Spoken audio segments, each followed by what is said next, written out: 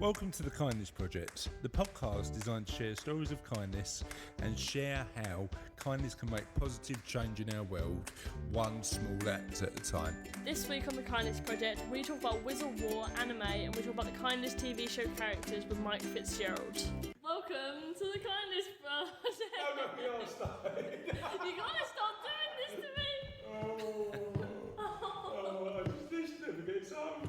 This never gets old. How you doing, Charlotte? Do you want to do your intro or do you want to sort of... I'm gonna do my intro, leave me alone. Cool. Welcome to the Kindest... Oh, I'm excited now. Should we start again? Yes. I'm going to start again. Welcome to the Kindest Project. Well, this far gone. We're in there now. We're past the point of no return now. We've got to get it going. I am joined by the girl, so impressed with Crown, she might make coming there a weekly occurrence. And I'm also joined by our first ever guest presenter of the I feel like smashing bottles. He's bought some beers, which is always good, and some berries, which is good. And he's, according to Facebook, his bike name is Commander Wizzy Pedals. So Mike has turned up. Do you like that nickname, Charlotte, Commander Wizzy Pedals? Oh, it reminds me of a funny movie. What movie? What funny movie? There's this... I've never heard of the movie Commander Wizzy Pedals. Don't type it in. There's this movie called Wizzle War. And it's about Wizzle War, right? And there's these kids, and they go to a boarding school, and this guy comes and takes over with all this Wizzleware. It's technology, and they have to hook him up with one of the teachers from the girls' school next door. Is this a film or a cheese dream you had? No, it's a film. Was this a strong brew? About 9? Yeah, you had some camembert and then went to bed. No, it's called Bruno and Boots' Wizzle War. Okay. Where did you watch it? Netflix. Other Streaming services are around. Yeah, you can watch it on Netflix or Amazon Prime. It might not be on There are other streaming services available, but yeah. you can watch it on the iPlayer apparently. Bruno Mars' Wizzle War, did you say? Bruno and Boots. Bruno and Boots' Wizzle War. Yeah, it's like a series of movies. Would you recommend it, or is it a bit like Nicolas Cage movies you never recommend one again? I like some Nicolas Cage movies. What Nicolas Cage? That's sacrilege of this podcast. How dare you?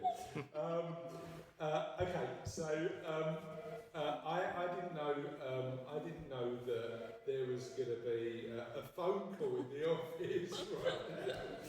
So that's me. I'll take that now. I'm gonna get that. Or you two talk about something else. Crack on. What was your first anime? My first anime Yes. was I was visiting my brother at uni. There's one called have you heard of Rurouni Kenshin? Yes, I have. It's the guy with the samurai sword and it's the backwards... It is the blade on the wrong yeah. side. And he doesn't use it because he killed loads of people or something. He was the Batusai the Manslayer, yeah. So yeah, I went up to visit him at uni and we'd watch a good... This is back when you had 56 kilobytes download. So it took a while. It would take a while to get like 3 or 4 episodes, so he'd save them. So you guys are here a bit to like educate me, aren't you? Yes. Because I'm not into anime and manga. We've got a trip to Japan next year, and I need to like sort of understand a bit more. We need about... to culturise you. You need to culturise. Is that word? Culturise. It is now. It's a mix between culture and moisturise. It sounds Moisturised culturing to me. How does that work? Rub it all over here and it'll just seep into your skin. It sounds fairly aggressive, if I'm honest. Homogenise you, or turn into a yogurt. Get some cultures in you. Well, look, we are going to force culturing into you, if you like it or not. So, tell me, why is manga and anime so awesome? No, the last time you asked me this question, I gave a very shambolic response. Okay.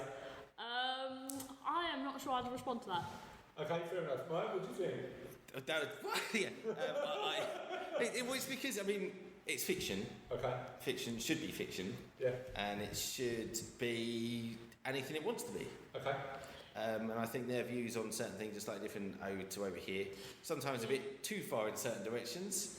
Okay. But you quickly find there's so many different types in it that you find what you're sort of. But I know you two were talking earlier about manga being quite aspirational, yeah? Sort of like there's people make mistakes, grow, like that sort of thing. Is that like sort of part of it? I think you're reading that book about the hero's journey. Yeah, I'll tell you what. Can I mention that in the podcast because I'm loving it. There's a book by I can't remember the guy's name now. It's about mythology and how stories are written. And the guy who wrote it was his name will come to me, but it was what George Lucas based the story of Star Wars on, this hero's journey. It's a model of how stories have been told for thousands of years, and it's an incredible book. It's a really, really good book. So yeah. So how would you explain the structure of it? It's like start. So effectively, it's the start. Just having a normal ordinary life, going into some sort of challenge, resisting that challenge, first saying I actually don't want to do that challenge, being persuaded to go in, going through loads of different trials, getting to a place where they understand, they get to the sort of end of those trials and then coming out the other end and learning from those trials. It follows that with a couple of tweaks. So sometimes the hero will lose, the hero will come against the trial and lose and have to redo it after training or learning new skills or finding a new way to use their power. Or sometimes it's not quite like that when that's usually like when you get like romance animes, and romance animes follow a typical romance model. Yes, you've got the sort of the one with the crush that's all gushy and can't talk and will often run away with comedic sort of feet doing this and blushing. Or the giant dust cloud ones. So the comedy is quite. What is it about it that makes you laugh? I think different animes do it differently. Like, I mentioned an anime called Psyche K. It's about this kid and he's psychic and he can hear the thoughts of the people around him. Oh, cool. And just sometimes the things they think about him are just so weird or different from what they actually say to him or how he feels to them. It's comedic. Cool. Or I don't know what other anime to use an example. So before because we could do this for hours. We could. Before we do that, shall we let people know where they can get in touch with us? Yes. And give them the question of the podcast. Yes. So what do we do first? At Ola Kindness. Ola. That's the Twitter. Okay. And then the email is ola@thekindestproject.co.uk. The Facebook is www.facebook.com. .co.uk/. No. Damn it. So close. Right. There might be a facebook.co.uk, but the one we're on is facebook.com. Oh, damn That's it. right. Beware of the imitations. You don't want to be going on the wrong. Facebook.jp.eu.org. Facebook.net is not what you want. So facebook.com/holokindness with an A. Yes. And this week's question of the podcast is. Question of the podcast. Very good. What show do you get that nobody else gets, and what show is everybody else into that you're just not feeling? Mike, how about you? What's your show that you love that sort of you say to other people, "This is awesome"? They go, "I just don't get it." And what shows do you just can't stand? Yeah, I mean the ones that I love. I mean, I think they're fairly standard. I'm not sure I've got anything too niche hidden there. Okay. Well, I do like a bit of grand design, so I'm not going to lie. So you know what I liked? Shed of the Year. You know what? Awesome. National Portrait Artist. Oh yes, there we are going there. National Portrait Artist. National Photographer.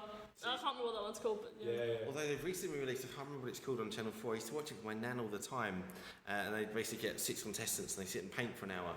Yeah. My nan used to sit there religiously and watch that every day. It really reminds me when I was younger. So, I mean, I'll watch most things, but I can pretty much choose anything I like. My fiance won't. Okay.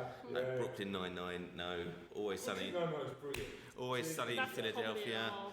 she's not singing. I've not got into that yet. What? I might have to have a look. You have to have a slight sense of humour about yourself to find. Gotcha. Yeah, it's not quite as self-loving as Rick and Morty, Okay. because Rick and Morty's good. Yeah. The fans have ruined it for everyone because they sort of have this sort of idea that because they get it and you don't, they're just better than you. Yeah, gotcha. Yeah, and it's turned into a bit of snobbery, hasn't it? Well, they raided McDonald's because in one episode he says bring back the Szechuan sauce they had when Mulan was out. Remember that? Yeah.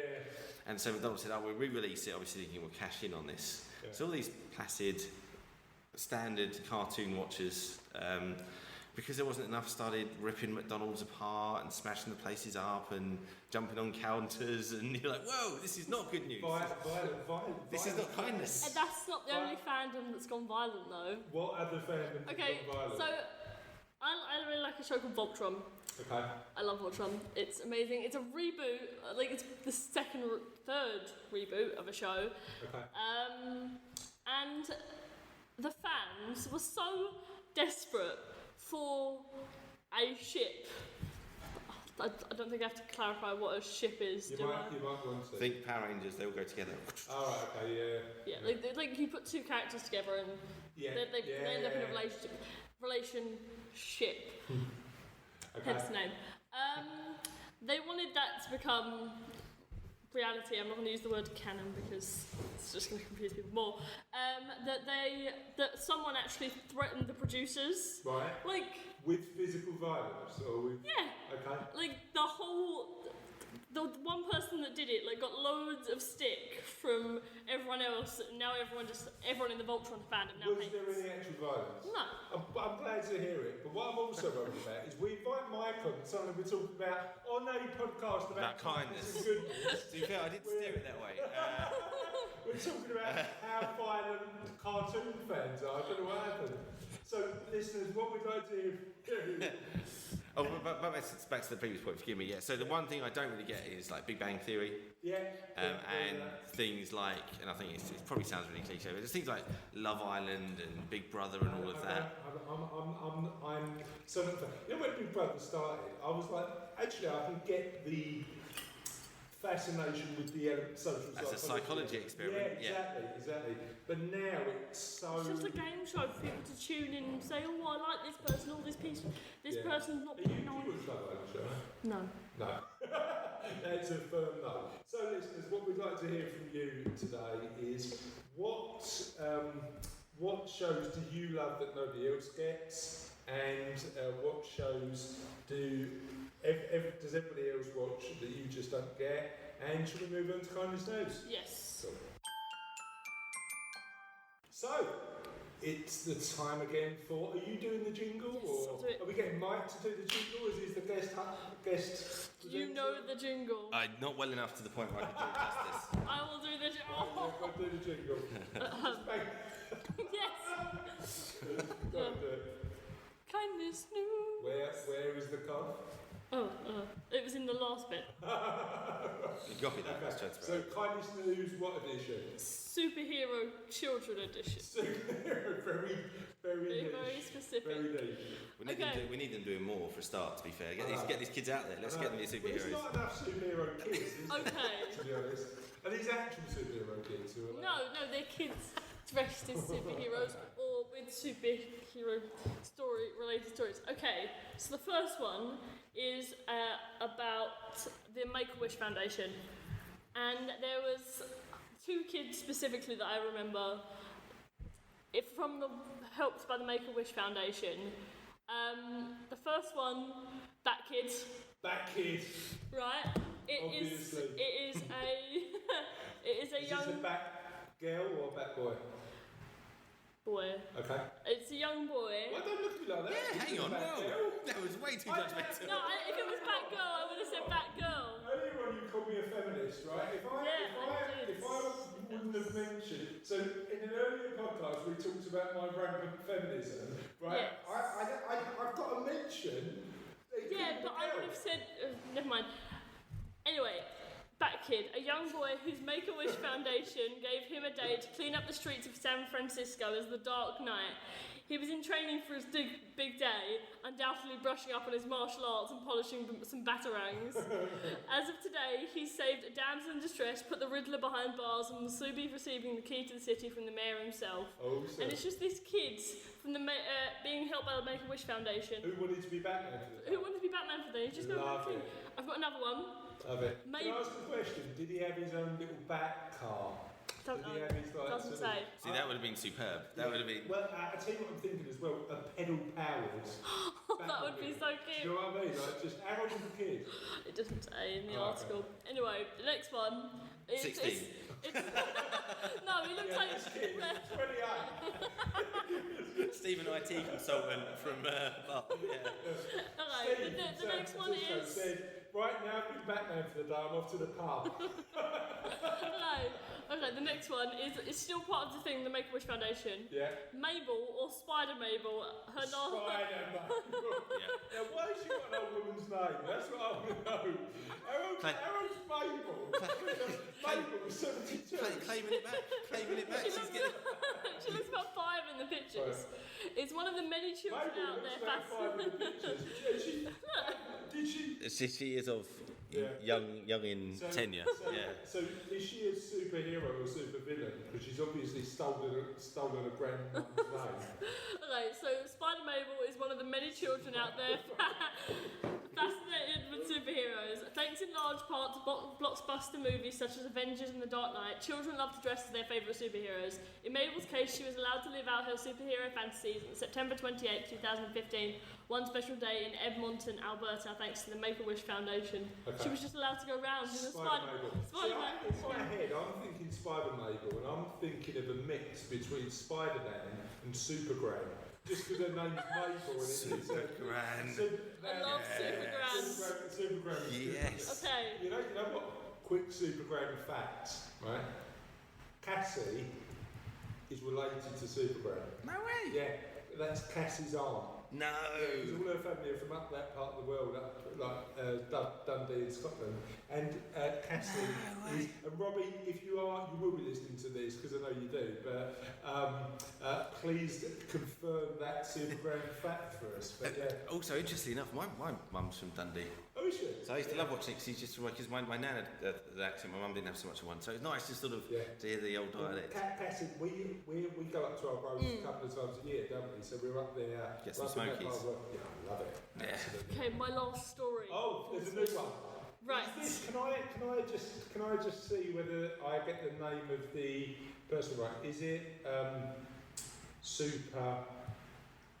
Is it Super? I'm trying to think of a really old man's name. Super Eric. No, his name's Caleb. Caleb, okay. Okay, so there's this picture.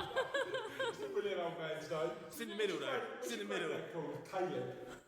Is that biblical though? Yeah, that's proper Bible stuff, isn't it? Yeah. Anyway, there's this picture of this kid sitting in a pram and he's holding up a sign that says, "My first day of pre-K, September 4th, 2013. When I grow up, I want to be a Power Ranger, age 4. And so on this article, if you scroll down, there's just a bunch of pictures of people dressed up as Power Rangers giving them his support. Cool. So the first one says, "Caleb, always be yourself and never give up on your dreams." It's the Green Power Ranger, but it says this guy's 25. Okay. There's a one of Pink and Yellow Power Ranger. Go, go, Caleb. Always remember being a Power Ranger is about doing what's right and helping others and never giving up. Welcome to the Ranger family. Love it. So he got indoctrinated, he got accepted. They're all there. They're all there. And then the red one, Caleb, dream on, little dreamer. This is how it all begins. Hashtag Ranger Love, age 26. Love it. And the red one would know about dreaming because he went from red to white. Remember, he did. And then there's a guy who's in a US Marine outfit and he's got a gold Power Ranger. Could I be a Power Ranger? As long as Zordon chooses you, you're fine. That makes sense to some of it. I don't know enough about. I'd actually like to be a Teenage Mutant Ninja Turtle. I think that'd be good. I got overtaken by 4 of those on Sunday. Did you? Charity bike ride. It's really hurting, up a hill, about 50, 60 miles in, and flying past go Donatello, Michelangelo, Leonardo, Raphael. I did the Paris Marathon last year. Because you're going to run it, aren't you? I know we spoke about it spoke about before. And I was at 15 miles. I won't tell the baguette story again because I think I've told it 3 or 4 times on the podcast. But I was at about 15 miles, and Charlotte and Cassie and Sophie were at about 18 miles. Suddenly I get a call saying, there's a man with a giant Eiffel Tower on his head that's just run past. Are you anywhere close? There's a man with a tutu.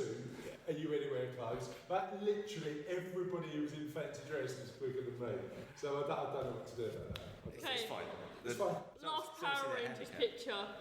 It's a man in a US Marine outfit. Thank you for bringing us back to the subject, Charlotte. We needed that. It's a man in a US Marine outfit and a gold Power Ranger mask, and his sign just says, "Hey Caleb, when you work hard, dreams come true, age 19. Love it. Absolutely love it. So that was this week's Kindest News. Thank you, Charlotte. So what are we talking about for this week's story of kindness? Kindest TV show characters, based on my personal experience, and I've got you to make one contribution.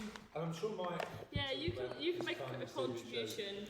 You are allowed to make a contribution. What are you like? No, Thank you for the podcast. Your graciousness. Yeah. No, I just like the word contribution. Do I curtsy before I start? Is that? No, that's too formal. So right, we get a few thousand listeners and suddenly your podcast royalty. Is that what we're saying? No, there are far bigger podcasts than our one. That's true. Doesn't make them better. Well, we enjoy it more, don't we? We enjoy it. We have a laugh a minute, mate. We have a laugh. Right, what are the kind of... Okay, I'm going to start with the Doctor. Of course. He is such a... I'm still waiting. Okay. He is such a kind character. Like, no matter where he goes, no matter what he's doing, no matter what trouble he's in, he will always stop to help someone else. Okay. Like, that time when he went to visit Craig before he was supposed to be dying, and instead of just staying and popping in like he was supposed to, he noticed something was off and immediately went, I don't care what's going on in my life, I'm going to stop and help him. Is the Doctor always kind? I think at his core, yes. Okay. Like, no matter how much his personality changes, at his core, he will always try and help others. And how are you feeling about Jodie Whittaker being the female Doctor? I am excited. Oh, yeah. I don't know how I feel about Bradley Walsh being a companion, though. No, Bradley Walsh. I think Bradley Walsh brings a new... I hope they actually meet during the chase. That would be... I don't think he's gonna be Bradley Walsh. I think he's got when they had that Absorbaloff episode. I love that episode. I know that Cookie, who's a friend of the show and a massive Doctor Who fan, doesn't like that episode. But Love and Monsters is such a good episode. But I really like it. I'd like the Beast to be one of the baddies, or the Barrister, or one of the other, the Cinnamon to be a Doctor Who baddie. That'd be interesting, wouldn't it? Wow. No, we're going to go there. I think it's just very niche. Okay, fair enough. What? You have your dreams, Chris. Don't have them pushed out. The Venn diagram between Chase fans and Doctor Who fans, is that like, is that where we sit in the middle? Yeah. So what's your next, you can tell us more about why the Doctor is kind, yeah? He always picks up people he believes are... Okay, this is really... His companions are always... They're not bad people. They're good people who can help him help others. Okay. Like, it's almost like he chooses someone who's going to make him a better person so that he can help others. And I think that's such a nice thing to do because he understands that he needs to be better. Yeah. We all need to do that, right? Yes. Okay, I'm going to move on to my next character and... So you help me to be better, don't you? Yes, I hope. Most of the time. Sometimes I'm just a bad influence. Yeah. Who's next? Okay, I chose an anime character for the next one. Madoka the main character Madoka from Madoka Magica. Mostly I chose her because of the last... Right, so everybody knows who the Doctor is, right? Let's assume that our listeners This one's even past me, so I'm intrigued as well. Oh, so... Yeah, so... You're missing out, We bring on a Japanese culture expert and... This is like you've the gone so deep. Just to confirm, that This wasn't is like- actually a qualification that I came here with. This is like second generation magical girls. Like, I have... So what's the show about? Okay, so it's about these girls, and they all go to the same school, and they get roped into fighting these monsters. And if they don't fight these monsters, then these tier things become polluted, and they become the monsters themselves. Okay. So basically, the reason I picked Madoka for a character is because although there are other kind characters in this show, like Madoka's best friend, who turned back time to stop Madoka from becoming a magical girl and having to forfeit herself to that pain, Madoka gave herself up for the entire race of magical girls to stop being magical girls so they wouldn't have to go through that pain. Okay. So we've had this conversation before, and I don't know anything about Madoka Magica. Mm-hmm. Is it kinda... And I don't know the answer to this, I don't know whether there's a right one. Is it kinder to sacrifice yourself at the risk of losing your own happiness? Or is it more important to look after yourself so you can donate more energy to be kind? She spent the rest of her life as a god. She spent the rest of her life as a god protecting all the girls who had given up, who had become magical girls for one. It worked out for her, did it? Well, everyone who she loved forgot her. Oh no, so it didn't work out for her. No, it didn't work out for her, but it made everyone else happier. Ah, okay. It wasn't. See, it's slightly more of a sacrifice. I don't know. I'm sure this is talking about Star Wars, right. And it's talking about the hero's tale. And yeah. I'm just going to put it out there. Luke didn't really have much to stay for, did he? So I've never seen Star Wars. Okay, well, you know the idea is that... Have you seen Star Wars? Seen bits and pieces. So we were in Jersey earlier in the year, and my cousin who we were staying with, I mentioned that I'd never seen Star Wars, and we almost got thrown out of his house. Because it was almost sacrilege for not seeing Star Wars. But apparently it's good. It's quite famous. It's good.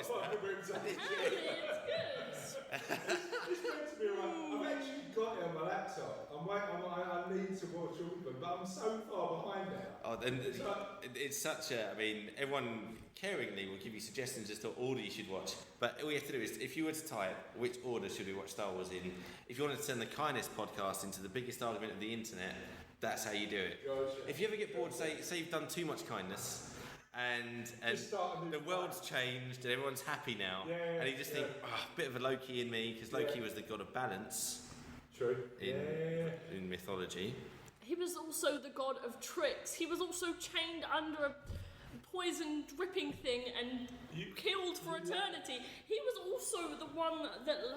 I'm not even going to go into Norse mythology. You love a bit of mythology, don't you? Yeah. So, who's the kindest character in Star Wars? The kindest character in Star Wars? So it's very tricky not to give spoilers, you see. So to explain it, I'd have to explain why. Okay. So we'll leave Star Wars. I think on an everyday basis, probably one of the kindest characters is Victor Meldrew's wife on One Foot in the Grave. Okay, that's a good reference. Because he's just a horrible, miserable so-and-so, and she accepts that's him, just accepts that him, and then deals with it. And that's kindness. Doesn't have to be a big show. See, I think in terms of telling, one of the kindest TV characters that I always think about is Derek.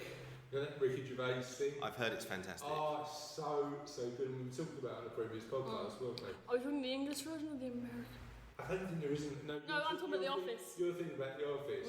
But Derek is incredible. So who else have you got on your list? Okay, I know probably not a lot of people who watch it. Once Upon a Time, one of the characters from that, he's like one of the youngest characters from that, Henry. What makes him so kind? Okay, so his mum is the daughter of Snow White and Prince Charming, but his stepmum is the Wicked Witch. Okay. And despite the fact that all the evil she has done in the past, he still loves her. Okay.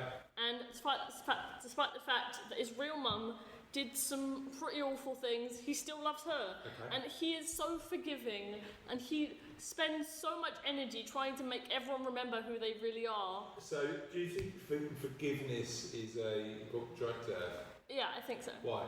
Because if you can't forgive someone, how are you supposed to mend? I think to a certain extent, so if you were to forgive someone who, I don't know, killed your best friend and thousands of others, I don't think, and they haven't done anything nice. So it's really interesting when you talk about forgiveness, because we interviewed a guy. It's not gone out on the podcast yet, but we interviewed a guy called Dr. David Hamilton, and he talked about the 5 side effects of kindness, why kindness is such a really good thing to do. And one of them is kindness is actually really selfish, because it's good for you as opposed to, as well as the people.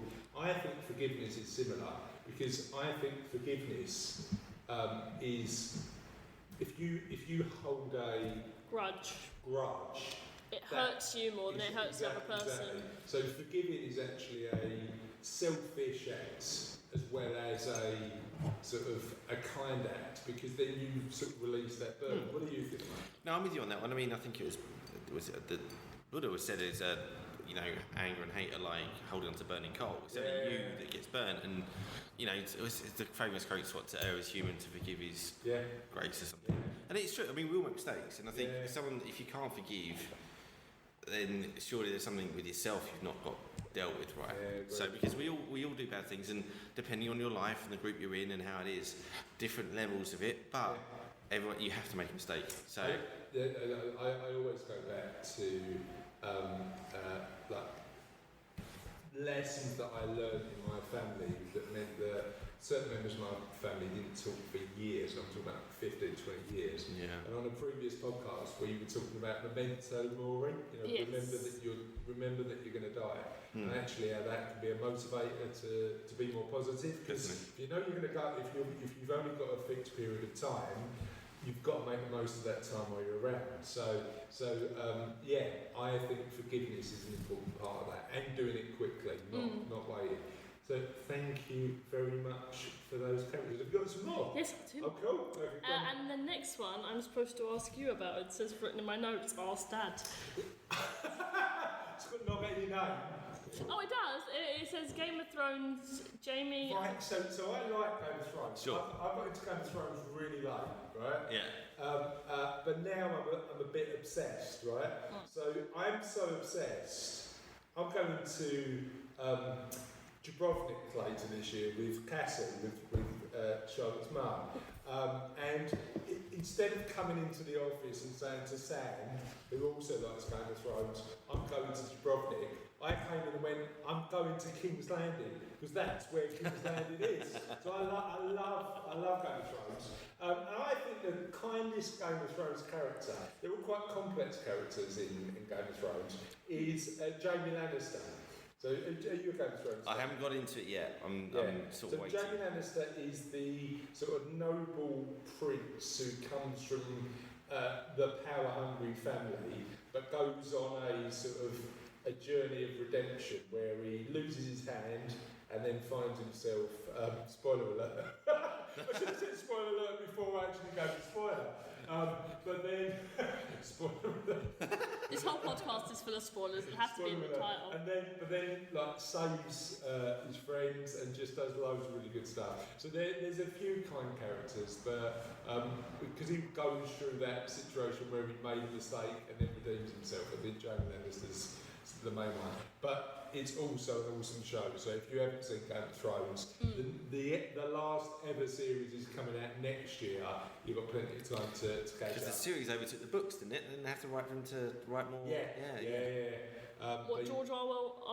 George R. Martin. Yeah. So that I think is a perfect example of a really good character.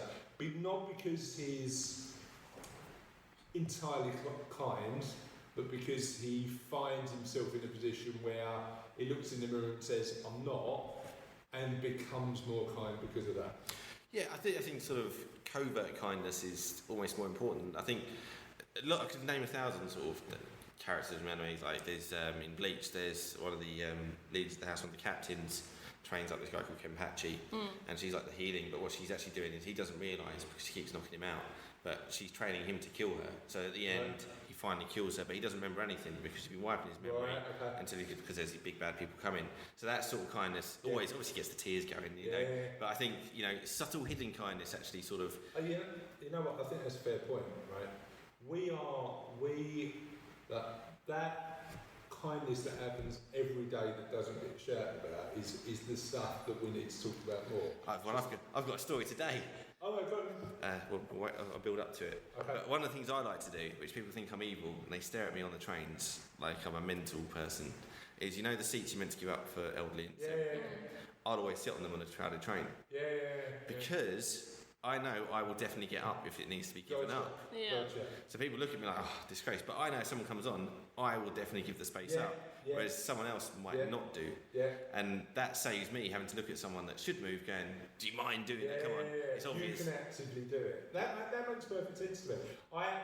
Charlotte's not too keen on doing this, but I'm a trained smiler. So I'll get on the train and just look over and go, hi, how you doing? Or start chatting. I don't too. I like to wave out the window of buses if someone catches my eye. That's our new favourite game, getting on the sky ride. You know the one that goes over to the I've not done that yet. I hear it's really good. But then just waving at every single person that comes past is brilliant. Thank you for that, those characters. Yep. And let's get on with the end of the show. Tis the end! Tis the end yet again, my dear daughter. How are you? I'm okay, Father of mine. Are you okay? You're sipping a hot chocolate at the minute. You enjoying it? Yes, with my straw. Sipping a hot chocolate with a straw, and I'm drinking a lemon and honey concoction out of a llama. His name is mug. Boris. Boris the llama mug. He's named after who you think he's named after. So tis the end. Tis the end. It's lucky he's not called Trump. Tis the end, but the end isn't really the end, is it? Because we've got all that sort of messy stuff to clear up from last week. So, question of last week this week? I will do the ringtone. All right. You do it.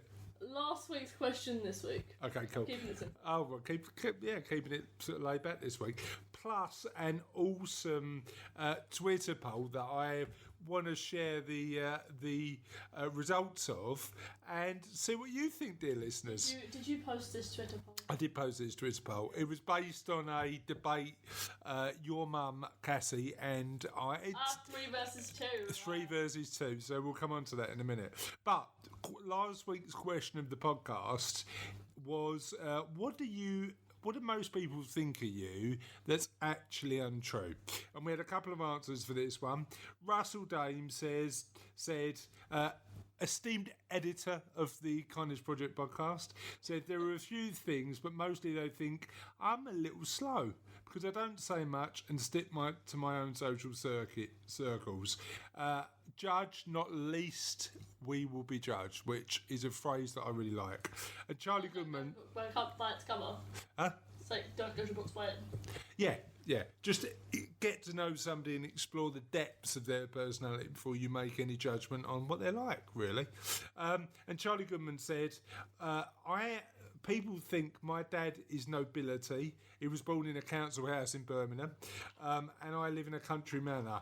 I'm working on it, and I must vote Tory. You're right with that straw and that hot chocolate. We are on a podcast, you know that. I was thinking, how does that happen? What? Yeah, how do people think that you're born into nobility? I think if you're in a position where you speak in a eloquent, refined, eloquent tone, unlike our tone, obviously. Oh, of course, unlike ours. Of course, unlike ours, especially when we talk like that. Especially when we slip into that. But Charlie, I know, and he's a really well. He's got a really clear, refined BBC style English accent. Yeah, but how does it get that specific? You don't know, do you? People change their accent over time. You can change your accent over time. Yeah, people say that about me, Like you always mention to me that when my mood changes, my accent changes. It does. But I love the fact that his dad was born in a council house in Birmingham. Because I love Birmingham, don't I? I love Birmingham. So that's fine. Out the Birmingham accent. So I'm not from Birmingham. I'm from East London. Sound like that guy from the guy big from Big and Small. The guy big from Big and Small. What's Big and Small? It was a CBeebies show. Was it that chef one where they had a big?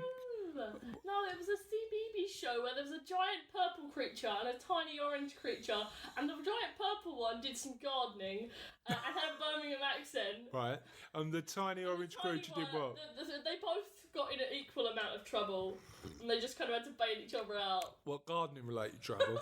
How can you get into gardening related trouble? I know, sentient seaweed. Possibly, but that's under the sea, isn't it? I was meant to say weed. Oh, right. Like, all of a sudden, I had the urge to say sentient seaweed. It's a good phrase, but I don't know what. So, what gardening related trouble can you get into? Okay, fair enough. So that was that. So they were our 2 comments. We only got 2 this week. We're going through a bit of a slow patch. A downward spiral into the ground. Kamikaze podcasting, here we come. But I want to share with you a little Twitter poll that I put out on Facebook and Twitter. We 3 versus 2. Good one. We got about 80 votes for this in total, and it's about omelets. Regular listeners of the show will know that we like eggs and we like omelets. We like a good omelette. And I was talking to Cassie because I've just started making my omelettes with 3 eggs instead of 2. Million times better. Right consistency, right sort of bulkiness, bit more filling. You can put more fillings into it when you've got 3 eggs. Made them out of 4. Mate, too big.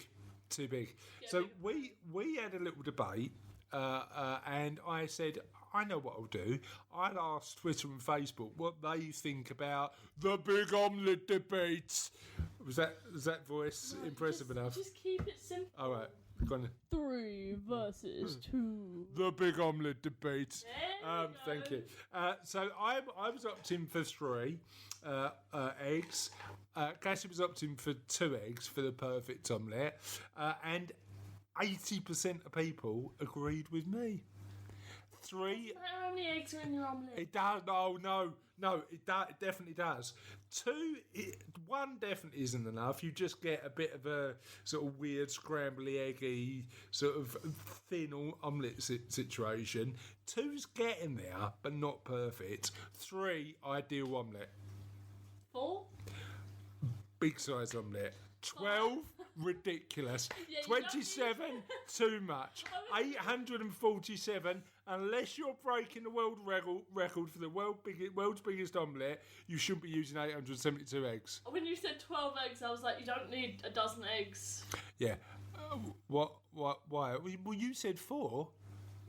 4's more than ideal, wasn't it?